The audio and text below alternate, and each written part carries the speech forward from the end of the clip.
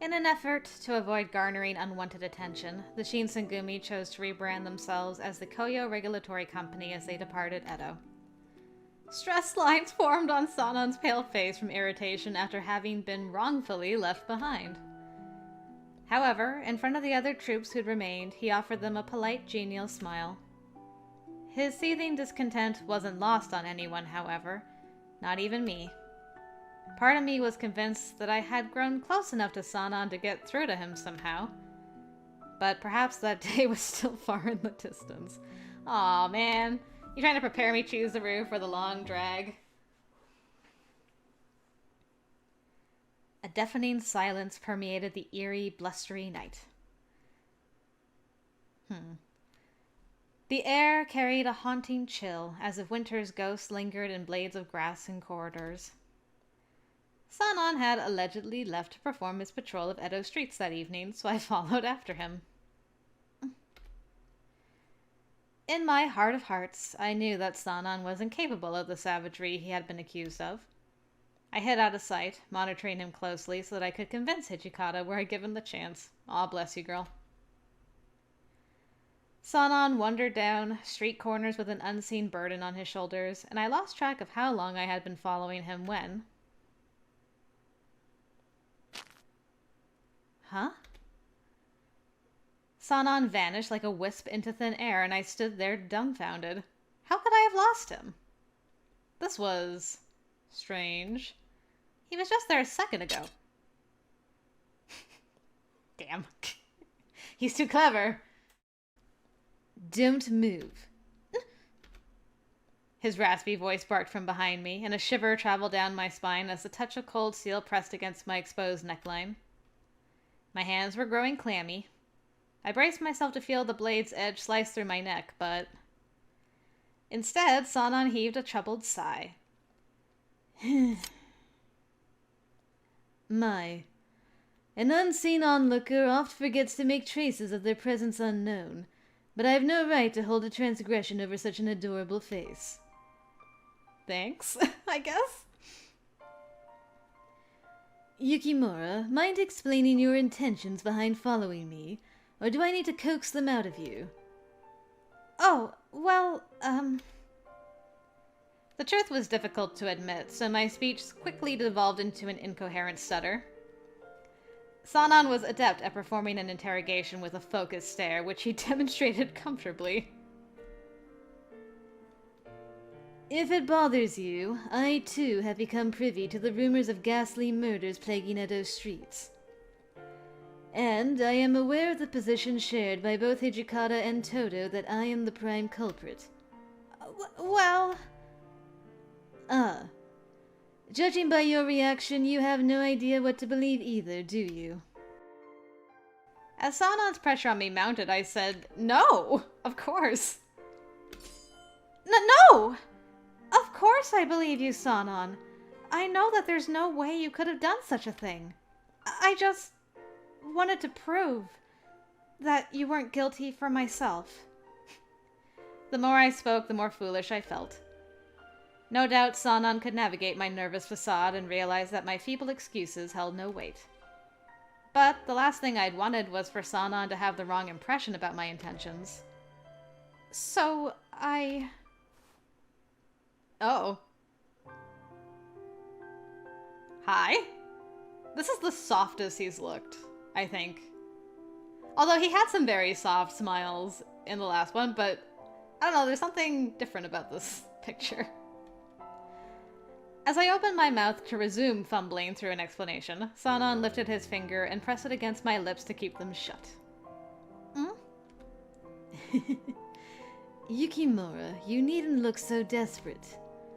An outsider might assume that you're uncomfortable around me, although I find the idea quite tantalizing. With every attempted retort, Sanan pushed my lips with his finger more forcefully. Thanks? His assertiveness, however, was oddly charming. Oh, pardon me. A thin smile formed in Sanan's lips, and he began muttering in a relatively hushed tone. Ease that troubled mind of yours. Your eyes and heart are honest. I can see it. Aww. Even petals flew out of his chest. But your concern is wasted on me. I've done nothing to atone for, save for the tempest that plagues my restless spirit. Dang, dude. You and your poetry. Sanan then turned away from me, hidden from moonlight as he put some distance between us. Forgive me if I sound demurring, but there is business to which I must attend. If you head down this main road, you will find a safe public area. Keep your wits about you. The night holds terrors for girls like you. Now, hurry on home. Thanks, Boo. I was carefully making my way down the main road as Sanan had suggested, having reached the compounds in good time when I saw someone. It was Heisuke, stomping towards me in the middle of the courtyard, looking visibly distraught. Oh, Heisuke. So, did Sanan tell you anything? Spare me the unnecessary details. How had he known where I'd been? Just as I was ready to flip the script on him, I shook my head, really realizing how stupid I had been. Of course, Hijikata had ordered Heisuke to keep a watchful eye on Sanan's activities, especially at night. My face was hot with shame, having failed to recognize how poor my sleuthing skills were. Yamazaki would be ashamed of me. I don't think Sanan's responsible for the murders. During the Battle of Toba-Fushimi, Sanan had fought tooth and nail to protect his fellow Shinsengumi men. He thwarted Father and Kaoru's attempts to abduct me, which indebted me to him for all time. I think people tend to draw the wrong conclusions about him. His heart is full of warmth and kindness.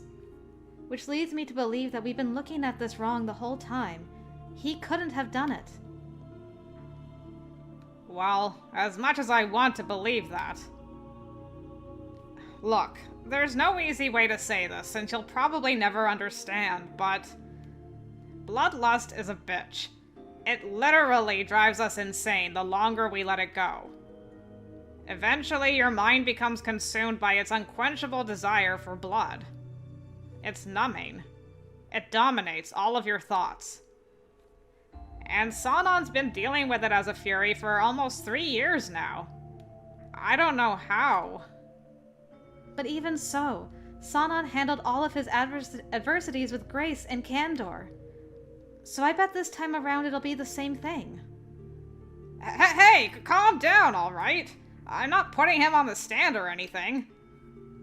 Either way, there's no way we'll be able to solve the case of the murders tonight. Let's wait for Sanan. As Heisuke and I meandered around the compounds, restless moments of tedium stretched to infinitude. Infinitude? Goodness.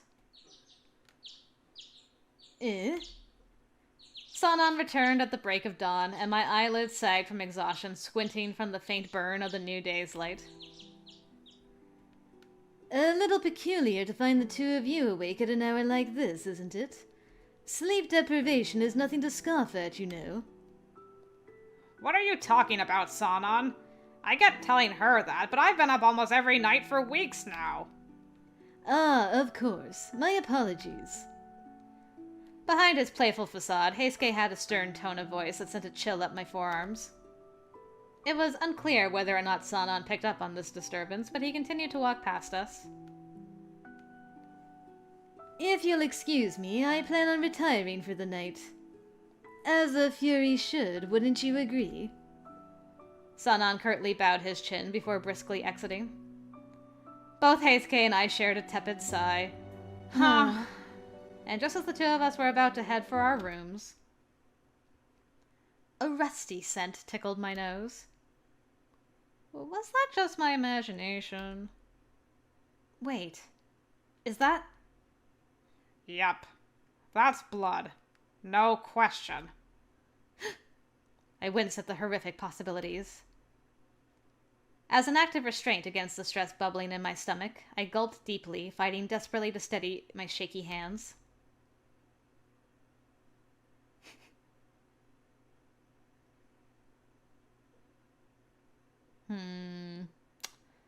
And the plot thickens. Interesting.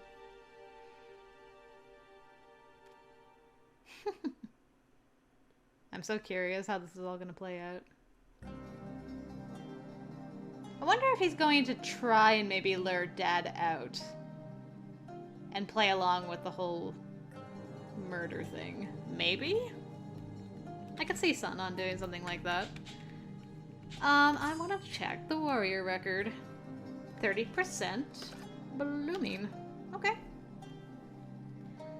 Kofu Castle, under occupation of Imperial forces, was the Shinsengumi's target of ire, while the rest of us, including the Fury Corps, were left behind in Edo. Signs of a calm springtime wafted into the mansion's courtyard, along with news that our troops had tendered their surrender at Kofu under Kondo's command. One by one, the demoralized vanguard returned to Edo, slumped and battered. Their appearance was slovenly and gaunt, but most importantly, they lived. A wave of anxiety pinched at my worried heart, and when Nagakora and Harada sauntered into the gate, I attempted to parse some updates of the front lines. Good luck, girl. God damn it! This is bullshit! Nagakora lashed out in frustration, using his fist to pound the tatami mat as I treated him in the clinic. I patted the cuts and dried bloodstains covering his biceps with a damp cloth as he shouted wildly. So, what happened? How'd you guys fight the Imperial army without getting into Kofu Castle? Well, by the time our forces marched into Kofu, the Imperial bastards had swarmed the castle. God damn it! If Kondo hadn't taken his sweet-ass time shaking hands and kissing babies around Hino, then maybe. Just shut it, Shinpachi. Regardless of his actions, we were sitting ducks out there. It was a bloodbath. But I guess all of that wasted time caught up with us. Can't say I'm surprised, but damn am I disappointed.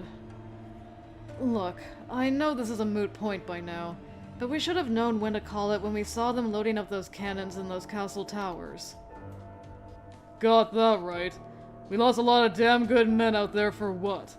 Nothing. I want to pull my hair out. If this is what we're gonna have to put up with, then you can count me out for the next one. Nagakora's tantrum made me flinch. If Nagakora felt this way, what was to stop anyone else? Yeah, about that. For Nagakora and Harada, who were men of their word, this vitriol was no empty threat. By the time Kondo had arrived back at the headquarters, the two requested an immediate closed-door meeting.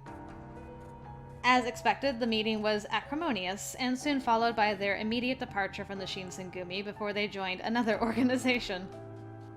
A hazy, calamitous cloud has floated above the Shinsengumi ever since our defeat at Toba Fushimi.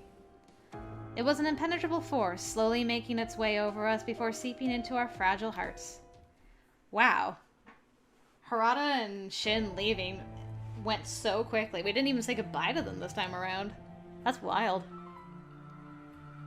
Later that evening, an impromptu meeting had been called by Kondo for the remaining Shinsengumi leaders within the compounds, a move that stirred some controversy. The topic of discussion was a detailed report of their shameful defeat in Katsunuma, which had far more information than what Harada and Nagakora had said. Their news, sadly, was worse than I anticipated. It wasn't a mere maelstrom of cannon fire that burned our group to cinders. There were warriors with white hair and red eyes that tore our men to shreds. The Imperial Army has its own Fury Corps? Yes. I didn't believe it at first, but there's no mistaking what we saw out there. Yeah. We fired everything we had at them. Bullets, cannons, arrows. They wouldn't stop. They were Furies, no doubt about it. Both Soma and Nomura were present at the meeting, briefing us on their experiences in Kofu with grave expressions. But weren't you all fighting in broad daylight? How were the Furies able to march out there? Perhaps they shed that restriction via a new serum. Hence why we should have joined you. Ahem. A deafening silence fell amongst the captains. The Shinsengumi's Fury Corps had been encumbered by their lack of mobility in sunlight, creating a sort of check and balance to their immense abilities. If such a limitation were lifted, as Sanan suggested, nothing could feasibly stop them from becoming the strongest unit in the Shinsengumi's command. It was a startling thought, one that called into question how we would wage war in the future. Regardless, the fact remains that our men were severely outmatched. Those were furies unlike anything we've ever seen. It reinforces our suspicions that Kodo is now conspiring with the Imperial army. Suddenly, everyone pointed their gaze towards me. Thanks. Before I had a chance to open my mouth, however, Sanan stepped forward and swiftly interjected. Thank you, Boo. So long as we remain aware of the enemy's use of Fury soldiers, we are left with no alternative. Only Furies can appropriately retaliate against Furies. Chief, I beg of you to rethink your position. You're right. It may be our only... No. What? I'm putting my foot down. It's way too risky for us to use our Fury Core in a retaliatory strike. Surely you jest. We have gained from the use of Furies for years, and you spoke about their value to our cause. But when confronted with the first true chance to put their mettle to the test, you hesitate. Have you gone mad, Hichikata?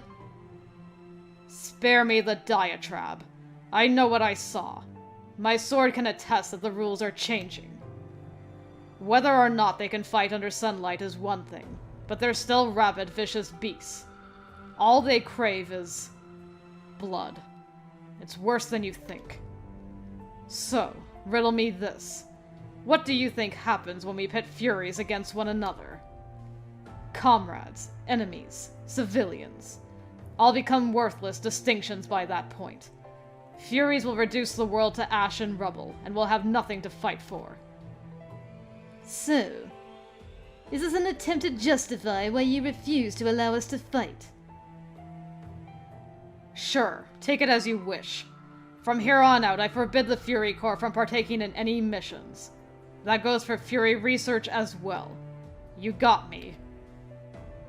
Hichikata stared sternly at Sanan, whose own fiery glare was accentuated by the room's awkward silence. After a minute, Sanan quietly accepted Hichikata's order by tilting his head downwards, and I saw his shoulders tremble faintly underneath his snug jacket. The meeting continued onward, and not a single word came from Sanan all the way to its conclusion. I mean, I can't blame him. I'd be pissed, man. At the end, everyone quietly walked to their rooms. Pardon me, Sanan. Am I interrupting? I've brought you some tea. Oh, it's you, Yukimura. Please enter by all means. After noticing Sanan's lack of participation, I visited Sanan with tea, hoping to cheer his wavering spirits. Lines of worry wrinkled his pale face, and we shared no words as he blew the steam rising from his cup. By the time Sanan decided to open up, the tea had become lukewarm, and I felt indifferent about drinking it out of courtesy. Nice, he was very patient until he opened up to her. Yukimura, quite unlike you to visit me at this hour, had you come intending to speak about the meeting? Yes, I did. I know that it's none of my business, but I've been worried about you. You see, even with the agonizing symptoms, the bloodlust, and the unshakable aches throughout my body, I have never once regretted becoming a Fury. In spite of being confined to a lonesome darkness, my body is willing to fight for the Shinsengumi. Though, I do admit part of me yearns for my days as a human. If I could, perhaps I would go back. But these are fleeting thoughts. Now is the present, and in my present I carry pride in being a Fury. Which explains your resoluteness earlier. The thrust of Sanan's despondence came from his ill-fated injury to his left arm, which would be enough to crush the spirit of any warrior. Then came the introduction of Kashitaro Ito, whose promotion to deputy commander cost Sanan his position and influence within the Shinsengumi. Only by consuming the water of life had Sanan regained his strength, physically and emotionally, to pick back up his life's shattered pieces. However, he was now back to square one, having his skill and character deemed unfit to serve in battle. A vein bulged in Sanan's forehead as he balled his hands into tight fists. I am a Fury, and the Fury is me, alone. Denying a Fury's right to exist invalidates my own, and thus I am becoming stripped of purpose. Sanan cast his downtrodden words and looked away. I wanted to comfort him, to tell him that he was worth everything and more to me, but that is so sweet, girl. I could not, despite my best wishes. Sanan hadn't been looking for words of affirmation or assurances. He merely needed an outlet. And so, I listened, hoping that by letting him bare his soul, he could lighten the pressure on himself. If Furies are no longer permitted to participate on the battlefield, then I've no choice but to focus my attention solely on the improvement of the serum. Imagine a flawless Fury, free of imperfections, one that can surpass Koto's original conception. A Fury whose existence is not wholly different to a normal human's. If only Fury powers could be harnessed within the body of a cognizant human. If my research were successful, then surely Hijikata would have no choice but to reconsider. Sanan's tone of voice crescendoed, and he allowed himself to indulge in the excitement of this prospect. I held my tongue as the bittersweet moment unfolded. However, as you know, my research to date has been fruitless, and I'm no closer to any breakthrough. I must work at once, capitalize on my momentum, lest I allow my dreams to dissolve into nothingness. I gazed at him fondly and decided to say, she's so fond of him. Can I finally, offer my blood? Finally? I need to save. I wanted to do this for ages. Because I've been curious, can it actually help? She is a pure-blooded demon girl. Come on, help the mad scientist out. Let him experiment on you. I'm sure it'll go fine.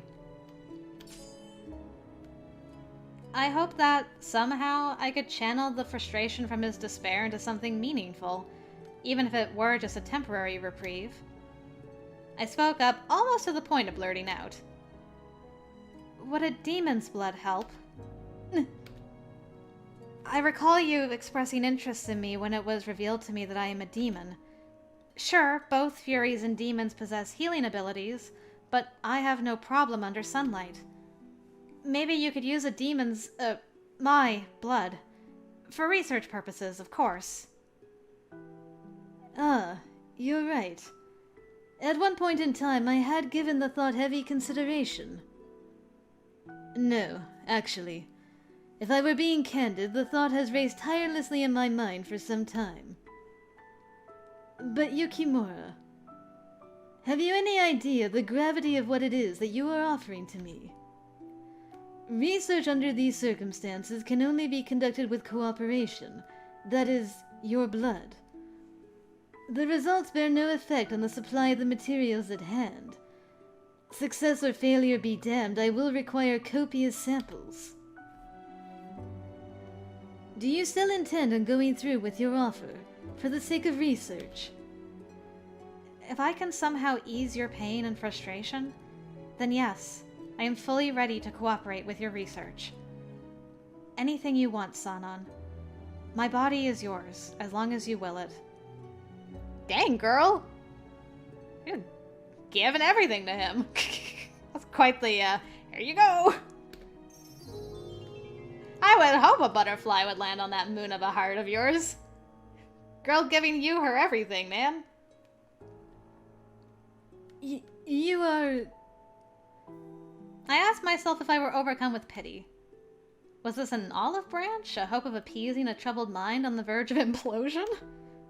I snuffed out the thought almost immediately. Sanan was vulnerable, enduring a state of constant vigilance in regards to his actions and his bloodlust. Yet he shared a cordial, inviting smile with me daily. And, back in Toba Fushimi, he risked his life protecting me against Father and Kaoru's aggressive attacks. How much more could a gentle heart suffer before it turned to dust? Oh no, girl, you don't even know about the whole Thanos snap thing yet. Don't call it so early. At the very least, I wanted to bear some of that burden alongside Sanan. It was what attracted or endeared me to him. Dang, this girl is like really into him already. I like it. These thoughts formed a constellation of high esteem as I stared longingly into Sanan's eyes. He gazed at me coolly, tracing an invisible line from my wrist up to my face. Sanan was an enigmatic, perceptive figure. When his eyes first became a shade of bright crimson, I was consumed with unspeakable fear. Oh yeah, way back when. Years later, here I stood, offering my body on a silver platter for his use. The thought of which enticed me. Girl's thirsty, this root, man. I mean, I'm not complaining, I'm just stating a fact. Please, Sanan. Don't give up on yourself, or let the weight of the world crush you. You're worth so much to me. Eventually, Sanan let out a tired sigh, as if he were clearing his throat of his anxious thoughts. So be it. I accept your proposal. My sincerest thanks, Yukimura. Sanan muttered softly before shaking his head in trepidation. As you are aware, however, the Shinsengumi had strictly banned Fury research of any kind. Until the ban is lifted, my next course of action is to clear my name of Hijikata's suspicions. Okay. Sanan pursed his lips, taking his teacup and gulping it in one sip. After he placed it down, I grabbed the cup and stood to begin my exit. Well, I suppose I'll be leaving now. Please have a pleasant evening, Sanan. Just as I turned my head over my shoulders towards his bedroom door, I heard a breathy grunt escape Sanan's lips, and then the startling thud of his body collapsing to the floor. Oh my! Was this another episode of Bloodlust? I had no second to spare in hesitation. Runs into the bedroom with her hand bleeding. My hand gripped the hilt of my Kodachi, and I winced as I felt the sharp sting of the blade against my wrist. I bit my lip in discomfort, despite realizing that this pain paled in comparison to Sanan's. Sanan, here, take a sip. That was quick. He slithered tensely. I'm sorry. I'm imagining her a few feet away from him, like holding her hand at, like, here, Sanan. And he's on the floor and he just kind of slithers like a snake over to her hand.